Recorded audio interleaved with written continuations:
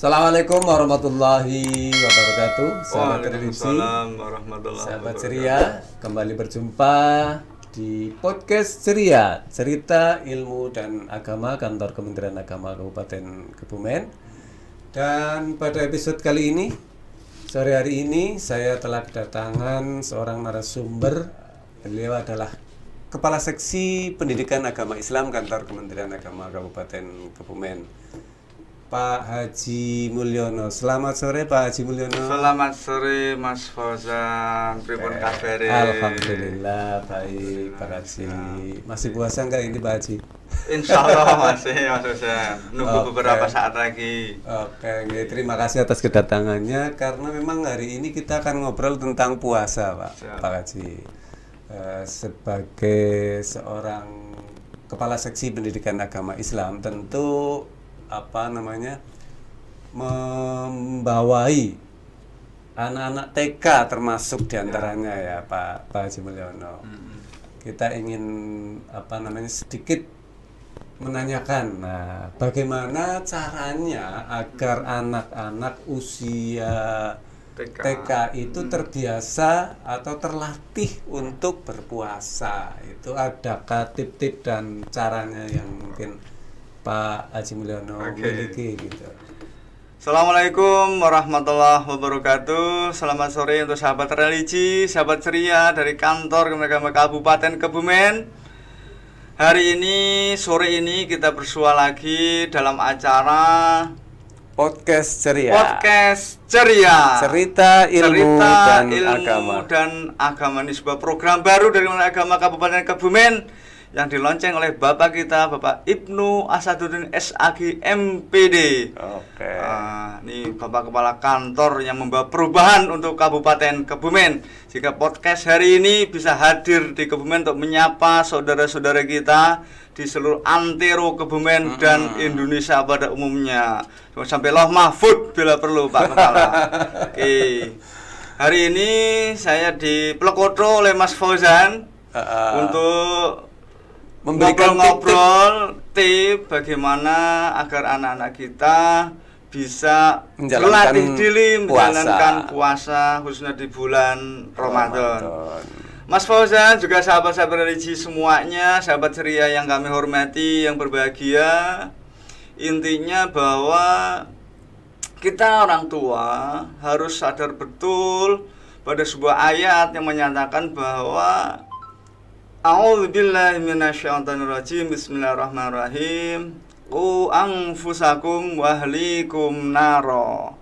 Jagalah dirimu dan keluargamu dari api neraka. Ya, di situ kita paham semuanya bahwa kita sebagai orang tua punya kewajiban untuk bagaimana kita bisa menyelamatkan diri kita, juga orang-orang menjadi tanggung jawab kita, keluarga semuanya. Kita ya, iya, orang keluarga kita, terutamanya keluarga kita, anak dan istri kita, Mas Fauzan. Nah, terkait dengan anak-anak, bagaimana sih anak-anak kita bisa berlatih puasa dengan baik? Ada beberapa tips Mas Fauzan. Yang pertama, kita tahu bersama bahwa puasa Ramadan itu sebenarnya tidak wajib bagi anak-anak kita, Mas Fauzan. Itu yang harus kita pahami dulu. Anak-anak itu sebelum akhir balik belum punya kewajiban untuk berpuasa sampai mereka nanti akhir balik dewasa.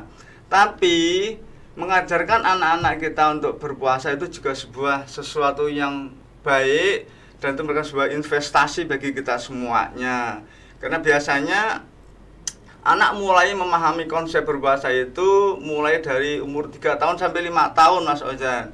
Di usia TK, usia PAUD itu sudah bisa dikenalkan. Anak-anak perlu diajari mencintai bulan Ramadan. Ini yang penting.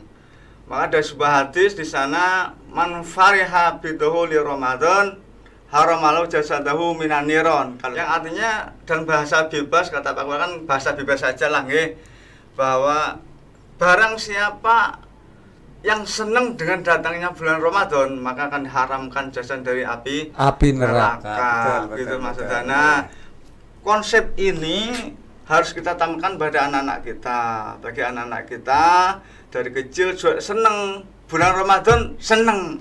Saya masih ingat Mas Fauzan, dulu waktu saya kecil itu setiap bulan Ramadan itu sore ini Mas Jan, itu udah ngumpulkan makanan-makanan Mas Jan. Wah, itu sesuatu yang nggak pernah terlupakan. Jalan-jalan bareng dengan anak-anak, nanti ke masjid pakai sarung, sudah rebutan takjilan, rebutan apalah yang di masjid itu sebuah kenangan yang nggak mungkin kita lupakan. Jadi aja anak-anak kita itu pertama harus cinta dulu dengan Ramadan. Kita ingatkan dulu, ini loh, zaman dulu nih Mas, zaman dulu ayah itu kalau Ramadan tuh kegiatan sore udah bisa jalan-jalan dengan teman-teman, kumpul-kumpul, ada takjil bersama, ada taur bersama, sholat tarawih bersama, sehingga mereka Ramadan rasanya nyenengke itu Mas Hasan. Berarti yang pertama itu harus melatih anak untuk cinta terlebih dahulu. Nah, seneng dulu dengan datangnya Ramadan. Tapi ngomong-ngomong Pak, kasih dulu pertama kali puasa itu usia berapa itu? Kasihnya kan mungkin rada bandel Mas Hasan. Terus terang dulu, kalau saya dari SD sudah bisa puasa ya, karena kebetulan walaupun kami dari orang-orang desa Mas Ojan tinggal di pinggiran, justru di situ masih kental sekali dengan kebiasaan-kebiasaan orang-orang tua kita dulu. Belum ada HP, bahkan TV juga masih jarang, sehingga kegiatan Ramadan tuh lebih berasa daripada saat ini Mas Ozan. Betul. Kalau sudah ikut berbuka Mas Ozan, misalnya anak-anak akan bersemangat untuk ikut berpuasa. Jadi ketika sudah sore, anak-anak kita tuh senangnya apa sih? Oh, aku maunya pakai ini ya, beli cilok. Oke, kita belikan cilok. Mau yang es krim, kita belikan es krim dulu. Sepenting anak seneng dulu dengan suasana Ramadan, suasana berpuasa. Nah, kalau anak itu sudah rindu Mas Ojan, anak sudah merasa senang, dia mesti akan tertarik. Kapan sih Ramadan datangnya? Gitu, biasanya gitu Mas Ojan. Namun perlu diingat Mas Ojan bahwa masing-masing anak itu memiliki kesiapan yang bervariasi. Tidak semua anak itu ketika usia SD kelas 1 atau TK itu sudah siap berpuasa. Tapi ada sebuah cerita Mas Hasan. Saya punya tetangga itu dilalah apa Mas Hasan? Ya kebetulan gitu ya. Kebetulan itu mbahnya, Pak D-nya itu kiai, bapaknya dia itu mondok nggak rampung, adiknya bapaknya juga adik kiai. Itu dari TK Mas Ozan, namanya Fahmi. Dari TK sudah sering puasa Senin Kamis tanpa pernah diperintah oleh orang tuanya. Berangkat ngaji jam 11 itu berangkat ke pondok. Nah, Mi, kok kasih temen Mi? Iya, ngonconi Mbah Kiai, ngobrol-ngobrol karo Mbah Kiai. Nah, sampai akhirnya dia dari TK itu sudah terbiasa dengan Senin Kamis tanpa perintah orang tuanya. Bahkan bapaknya itu yang hanya bakul buah, ketika hari Senin dan Kamis mau nggak berani makan di rumah Mas Ozan, karena menghargai, malu sama anaknya. Nah, tapi tidak semua anak punya kebiasaan yang seperti itu. Nah, makanya tidak bisa kita generalisasi, kita paksakan, kita wajibkan pada anak usia-usia tertentu, karena butuh proses pembelajaran. Nah, sehingga gini Pak, maaf saya potong. Kadang kan di desa itu ada anak kecil yang puasa bedukan itu Pak. Nah, itu bagaimana, itu apa itu juga merupakan sebuah proses pelatihan atau seperti apa? Nah, kita sering mendengar, bahkan saya itu sering bahasa beduk itu biasa Mas Ozan. Artinya ini sebuah pembelajaran Mas Ozan, bahwa anak diberikan kelonggaran. Ya, tadi variasinya anak itu tidak semua anak cash langsung katakan 12 jam lunas nih. Sampai maghrib ya, gitu ya. Ada yang anak jam 9 pagi udah terlihat udah lapar. Orang tuh harus tahu, oh ternyata anakku baru mampu sekian, enggak masalah. Sampai dia seneng dulu. Boleh buka ya? Boleh. Minum dulu ya? Boleh. Minum, makan boleh. Nah, setelah itu harus puasa lagi. Nah, untuk lebih napa nggih? Tepat ada beberapa langkah Mas Ozan yang bisa kita lakukan untuk melatih anak berpuasa. Yang pertama, memberikan pemahaman tentang rukun Islam. Nah, ini puasa Mas Ozan paham nggak? Masuk rukun Islam. Mas Ozan paham nggak? Sholat lukat patsomoji. Saya juga masih ingat itu. jidat rolat lukat patso moji jidat siji sahadat loro salat telu zakat papat puasa 5 haji. Nah, betul Mas Fauzan. Hal pertama yang dapat kita lakukan untuk melatih anak berpuasa adalah memberitahu mengenai tentang rukun Islam. Okay. Sebab penting itu, penting. Sebab puasa merupakan salah satu dari rukun Islam. Mas Fauzan. Maka disebutkan dalam sebuah hadis yang diriwayatkan oleh Abu Hurairah bin Umar bin Khattab radhiyallahu anhu, beliau berkata, aku mendengar Rasulullah SAW bersabda, Islam dibangun di atas 5 perkara, yaitu syahadat bahwa tiada Tuhan yang berhak disembah kecuali Allah dan Muhammad adalah utusan Allah, mendirikan sholat, membayar zakat, puasa Ramadan, dan berhaji ke Baitul Haram. Sama tadi kalau bahasa wong Jawa ini ya tadi jidat, rolat, lukat, patso, moji. Itu untuk memudahkan. Nah, untuk janjane ku ya gampangane guru kita dulu Mas Fauzan, nggo gampangke ben cepet apal gitu kan. Nah, dengan memahami dan mengamalkan rukun Islam, maka melatih anak berpuasa dengan lebih mudah. Kita tanamkan bahwa puasa itu salah satu dari rukun Islam. Nah, yang kedua Mas Fauzan, kita harus juga memberitahukan kepada anak tentang keutamaan berpuasa. Nah, kadang wong tua juga kurang memahami Mas Fauzan. Nah, napa keutamanya napa Mas Fauzan? Coba. Keutamanya apa itu Pak Pangun? Saya justru saya bertanya ini, saya gitu yang ya? presenter ini. Oke. Ya, kirain Mas mau nambah gitu ya. Oke. Bagi seorang anak menahan hawa nafsu untuk makan dan minum berat Mas Fauzan. Bukan hanya anak saja Mas Fauzan, kita juga berat Mas Fauzan. Nah, kita godaan lebih banyak itu. Bukan hanya makan minum, tapi yang di jalan Mas Fauzan. Kalau kita yang di jalan itu yang sering membuat berat itu godaannya. Akan tetapi kita juga harus bisa menjelaskan kepada anak tentang keutamaan bulan puasa Ramadan. Kalau kita ngomong lapar dan haus, semuanya lapar dan haus. Tapi juga anak-anak kita sekarang Mas Fauzan, kalau disuruh makan Mas Fauzan, anak saya itu lebih baik dikasih uang 1.000. Kenapa Pak? Dia lebih dengan 1.000 dia pergi bebas beli apa saja. Tapi kalau makan jelas sudah ada di rumah. Oh, gitu. Itu alasannya itu ya Pak. Nah, di situ kita masih ingat surat Al-Baqarah ayat 183. A'udzubillahi minasyaitonirrajim. Bismillahirrahmanirrahim. Ya ayyuhalladzina amanu kutiba alaikumusiyam kama kutiba alal ladzina min qablikum la'allakum tattaqun. Yang artinya, hai orang-orang yang beriman, diwajibkan atas kamu berpuasa sebagaimana orang-orang sebelum kamu agar kamu bertakwa. Artinya bahwa dengan berpuasa itu kita akan semakin dekat dengan Allah dan mendapatkan pahala. Ini perlu kita tanamkan Mas Fauzan, bahwa ketika kita dekat dengan Allah, maka doa-doa kita akan dikabulkan. Makanya ada sebuah cerita Mas Fauzan, ketika anak-anak kita dulu, ya Allah, saya minta pulpen ya Allah. Iya, itu kan. Apa mau ngasih? Orang tuanya di belakang ngasih tepluk gitu Mas Fauzan. Jadi di situ untuk merangsang anak bahwa Allah itu dekat dengan kita. Dan karena kita orang dewasa sudah paham, kita berdoa maka Allah mengabulkan doa-doa kita. Dan ini juga harus kita tanam kepada anak-anak kita. Semakin kita dekat dengan Allah, maka semakin dekat juga apa yang akan Allah berikan pada kita semua. Ini program dari kecil, kedekatan kita dengan Allah harus selalu kita tanamkan. Karena puasa ini juga melatih kita semuanya Mas Fauzan, bukan hanya anak-anak kita, untuk berlatih jujur. Mas Fauzan hari ini sudah berbuat dosa apa belum? Ya, kalau sepengetahuan saya ya nggak tahu ya.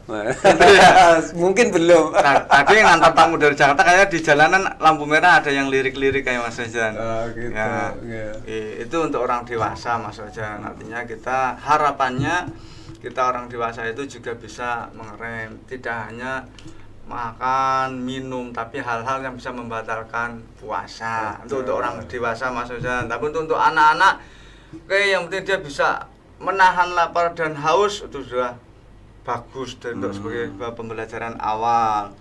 Nah, yang ketiga Mas Ozan, juga kita harus tanamkan bahwa memberitahu anak tentang larangan-larangan dalam berpuasa, hal-hal yang bisa membatalkan puasa.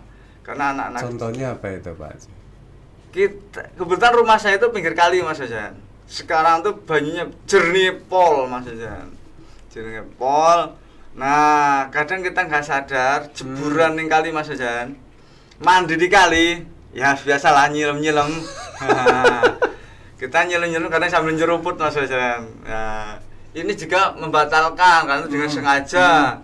Tapi kalau kita pulang sekolah tahu-tahu haus banget nih, tapi tak lupa. Tahu-tahu minum segelas, ya Allah, ini puasa. Nggak batal Mas Ozan karena kita lupa, itu nggak apa-apa. Tapi makan dan minum dengan sengaja itu membatalkan puasa. Ada juga yang mengatakan, sebuah kaul yang mengatakan ketika kita kentut dalam air itu juga rawan. Karena apa? Karena gelembung-gelembung itu keluar dari alat kita dan itu dimungkinkan akan nyerap air masuk ke dalam saja. Sehingga prinsipnya kayaknya sekarang sudah nggak ada yang mandi di kali loh makanya. Oh gitu ya. Kalau dari rumahku kolam renang paling ada itu. Tetanggaku karena kaliku lebih jernih dari kolam renang Mas Ozan sebelah rumah itu. Juga setiap sore pasti banyak anak-anak yang mandi di kali. Itu. Terus yang kedua, dia juga boleh berbohong Mas Ozan. Kita dalam kalau berbohong itu juga membatalkan puasa. Paling tidak mengurangi nilai dari puasanya. Maka puasa juga melatih kejujuran. Ini perlu ditanamkan. Kita anak-anak dari kecil sudah biasa jujur, maka gede nggak mungkin terjadi KKN Mas Ozan. KKN itu apa itu Pak? Ya kanca-kancan ini gula. Oh gitu. Kanca-kancan itu kan, itu karena dari kecil sudah dibiasakan dengan puasa, di mana puasa itu bisa melatih dari kedisiplinan juga kejujuran. Dimanapun nanti dia gede, dia bekerja, dia biasa dengan hal-hal yang jujur, sehingga kalaupun yang bukan haknya dia akan nggak pernah akan untuk mengambilnya. Nah, yang keempat Mas Ozan, berlatih puasa juga secara bertahap. Tadi di awal jangan tanyakan, piye Mas mau nek puasa jam 10 kok maem ndak apa-apa. Karena anak itu proses pembelajaran, sehingga kapanpun dia pingin minum, cuma kita harus punya batasan Mas Ozan. Umur sekian sampai sekian, oh kira-kira kita punya kontrak, kalau bahasa kan itu kontrak Mas Ozan. Dek, Mas, kamu mau puasa sampai jam berapa? Jam 10, jam 10 ya? Oke, jam 10. Jam 10, dia minum, ya jam 10, silakan minum, nanti dilanjutkan. Gitu Mas Ozan, itu namanya berlatih dengan bertahap. Nah, hari berikutnya besok sampai jam 12, besok lagi sampai jam 3. Nah, gitu ya. Ini bertahap sehingga anak-anak tidak merasa terbebani, juga tetap enjoy, dia tetap senang berpuasa dengan, karena harapannya nanti biasanya kan orang tua punya iming-iming. Kalau anak saya kemarin itu, Dek, engko nek terawih so lengkap pulang beli es krim. Wah, ternyata kemarin ya aku sholatnya lengkap. Oke, pulang langsung beli es krim. Es krim sebuah penghargaan. Ini penting Mas Ozan. Nah, betul juga anak-anak yang lain ketika dia memang belum mampu untuk 100% dalam sehari berpuasa, maka orang tua juga harus bijak. Kalau mampu jam 10, tapi ada batasan-batasan yang kejadian dari orang tua. Jangan sampai kita tidak kontrol, tahu-tahu anak kita tidak puasa, itu jangan sampai. Nah, ketika sudah cukup siap, maka menjalankan puasa sampai sore itu sebuah yang sebenarnya kebiasaan, tidak terasa. Nggak terasa. Bahkan anak saya itu nggak pernah tidur siang Mas Ozan. Pulang sekolah, main sepedaan, sore menjelang buka baru malah bubuk, mandi bubuk karena seger. Karena dia dalam rangka untuk itu, sehingga kita orang tua wajib mengajarkan kepada anak-anak kita untuk belajar berpuasa. Ini Pak, mohon maaf, kalau untuk usia sebaiknya itu di umur berapa itu Pak? Dari umur 3 tahun sampai 5 tahun sudah bisa dilatih Mas Ozan. 3 tahun ya, 3 tahun dilatih. Sudah mulai kita latih ya. Latih. Nah, di situ juga ada beberapa tip Mas Ozan. Artinya kita berlatih itu sesuai usia nggih tadi 3 sampai 5. Itu contoh gini Mas Ojan. Ketika berpuasa itu kan tidak harus kita tidak minum dari pagi sampai sore. Tapi untuk anak-anak kecil mungkin berpuasa pada sesuatu yang dia senangi.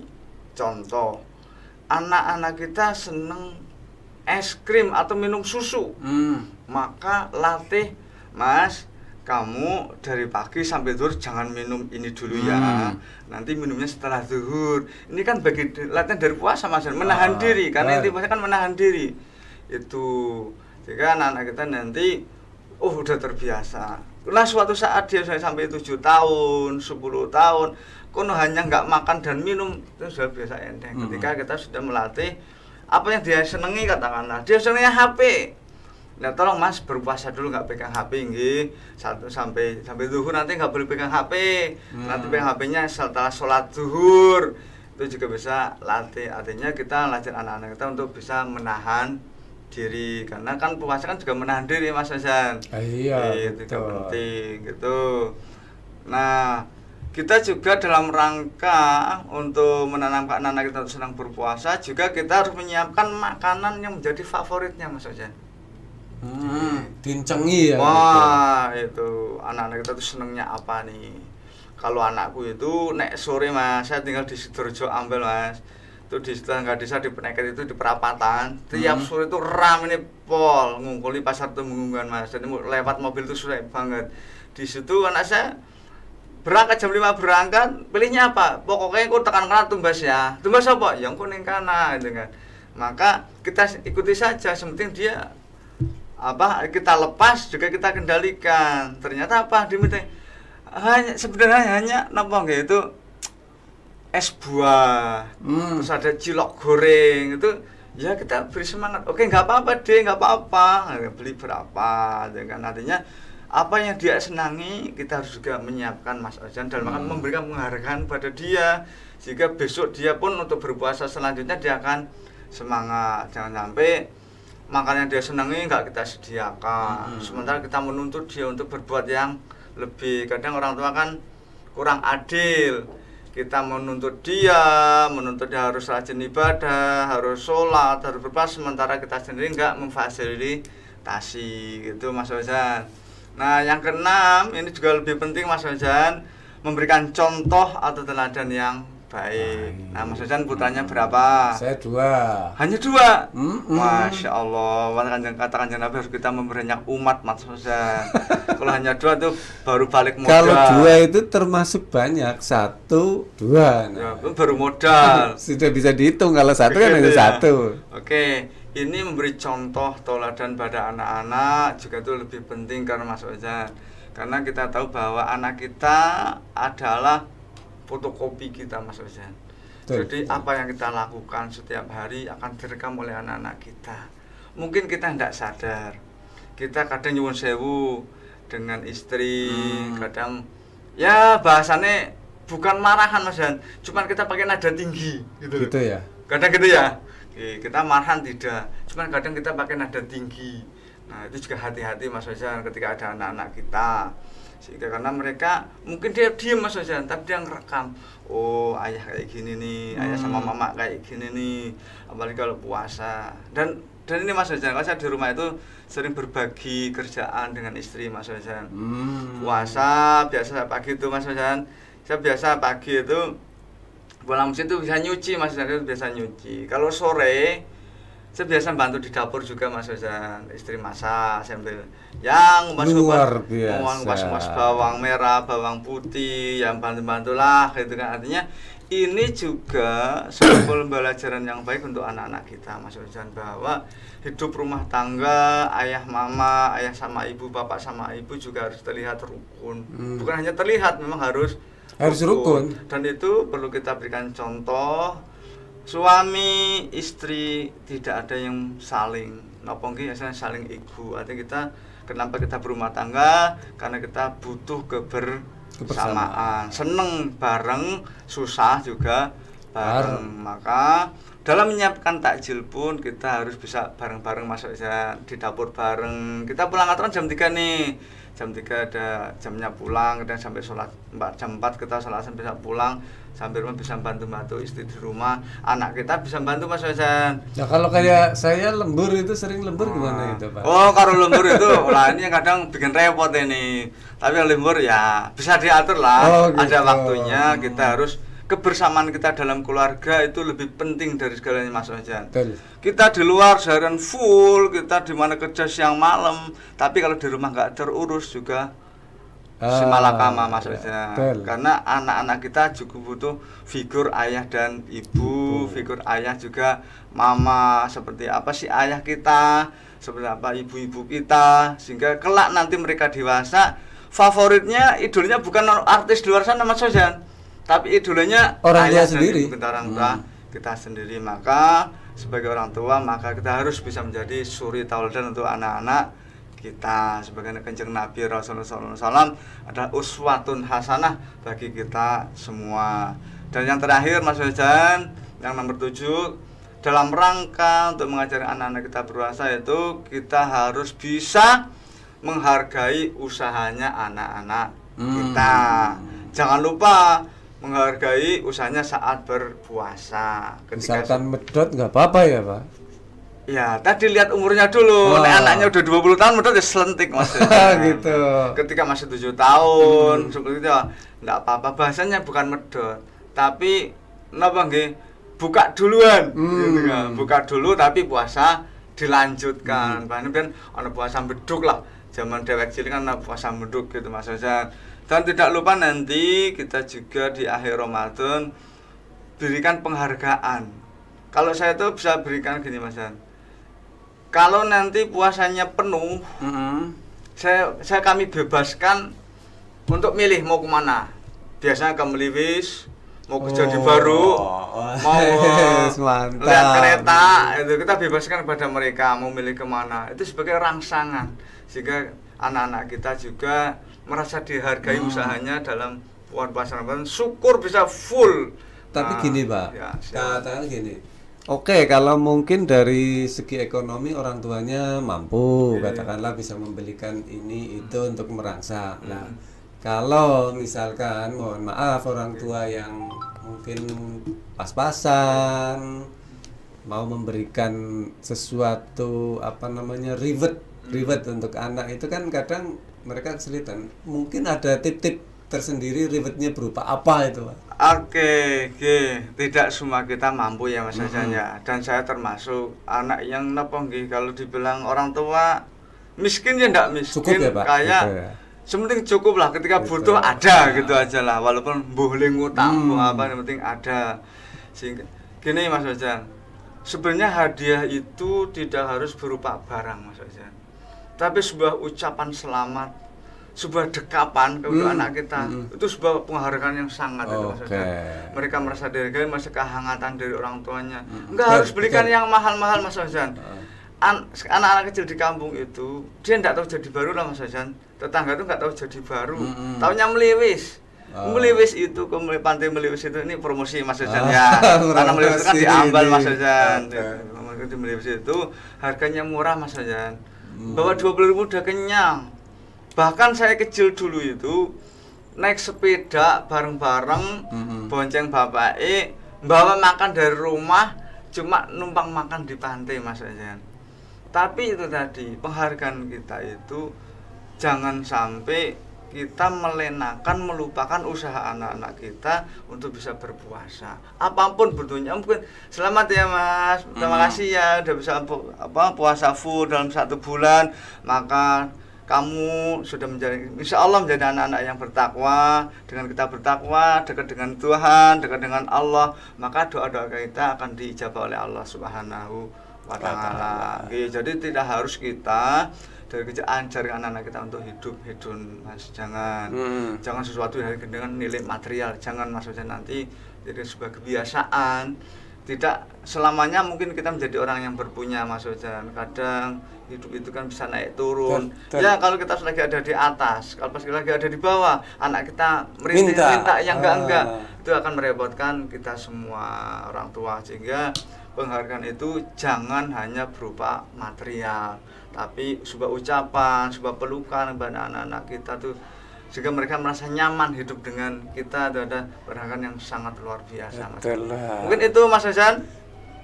Luar biasa ini Pak Kaji. Ini kayaknya sudah menguasai sekali untuk pendidikan anak ini. 4 Mas Hasan, anaknya 4, kecil-kecil gini anaknya 4 Mas Hasan. Gini Pak, terakhir mungkin harapannya untuk Pak ini sebagai kepala seksi tentunya. Oh gitu ya. Harapannya terhadap generasi kita yang akan datang maupun terhadap orang tua dari anak-anak kita yang ada di rumah. Mungkin pemirsa bisa himbauannya dari kita seperti apa itu? Oke, untuk himbauan kami sebagai kepala seksi ya. Iya, Masya Allah, sebuah amanah yang berat sebenarnya Mas Hasan. Tak pikir itu lebih enak jadi orang biasa jadi, karena muda dituakan kayak gini kan jadi cepat tua juga Mas Hasan.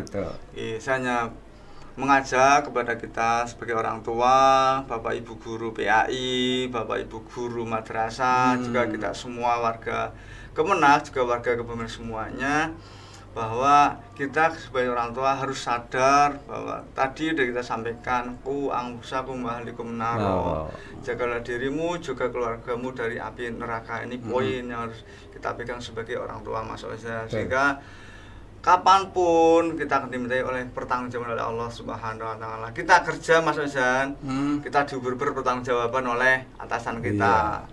Tapi kita juga hidup ini juga akan dimintai pertanggungan oleh Allah Subhanahu Wa Taala, karena sebuah sabda Nabi, kullukum ra'in wa kullukum mas'ulun an ra'iyatihi, bahwa setiap kamu adalah pemimpin dan akan dimintai pertanggungjawaban terhadap kepemimpinannya. Apapun peran kita, kalau Pak Kepala saya sampaikan, peran kita sebagai raja, peran kita sebagai menteri, peran kita sebagai OB sekalipun akan dimintai tanggung jawab. Pertanggungjawaban. Maka perbuatlah yang terbaik ketika kita menjadi peran itu. Gitu maksudnya punya peran yang mempesona. Gitu maksudnya kata Bapak. Kan gitu. Kita punya peran yang mempesona.